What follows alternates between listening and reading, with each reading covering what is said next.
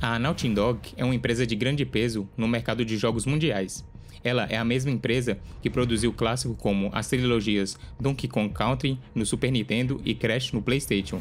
Quando a Sony adquiriu a Naughty Dog, um novo projeto começou em 2009 e seria considerado uma obra-prima anos mais tarde. The Last of Us é um jogo de ação e aventura pós-apocalíptico e muito aclamado pela crítica.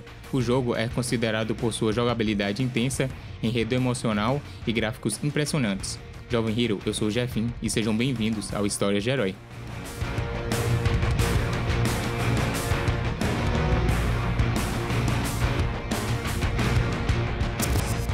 Eis que, em junho de 2013, exclusivo para PlayStation 3, o jogo The Last of Us foi lançado. Qualquer um que apenas passasse o olho iria dizer que é só mais um jogo de matar zumbis. Porém, todo mundo que se aventurou na trajetória de Joel e Ellie chorou, ficou com medo, triste, alegre e teve uma decisão difícil a ser tomada no fim do jogo. Vale lembrar que, antes de The Last of Us, a mesma empresa já tinha feito Uncharted, que teve seu sucesso merecido. E só para lembrar vocês, a gente fez um vídeo sobre eles aqui no canal, que eu vou deixar aqui nos cards. Mas parece que até eles estavam usando Uncharted como método de experiência para a criação de The Last of Us. Com o lançamento de Uncharted 2, o Project Think, ou T1, tem início. A equipe foi dividida em duas, para que Uncharted 3 e T1 fossem desenvolvidos sem uma poder prejudicar a outra. A equipe do T1 foi liderada por Bruce Straley e Neil Druckmann, e assim T1 começou a ser feita, e ganhou o nome oficial de The Last of Us.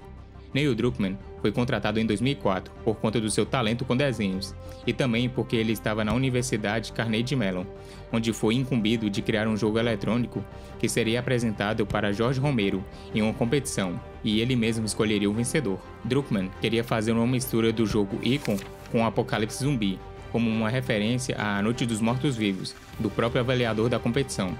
Druckmann não apenas pega Ico e Noite dos Mortos-Vivos como referência, mas também cria o protagonista inspirado em John Hattinger, que é o protagonista do primeiro conto de quadrinho de Sin City, e com isso teríamos um policial defendendo uma garota.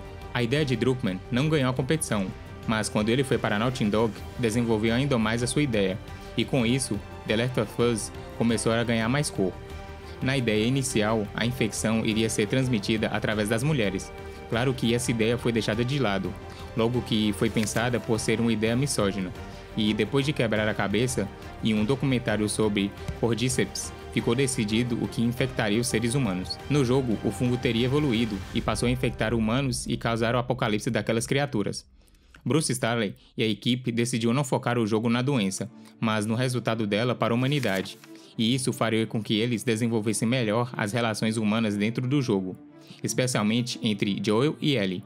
Um foco interessante na criação do jogo é que, o tempo todo, a equipe tinha em mente forçar os jogadores ao limite, e também que os instaladores não eram zumbis. Muita pesquisa foi feita, tendo o livro The World Without Us, de Alan Wiseman, como base para fazer o jogo mais real possível.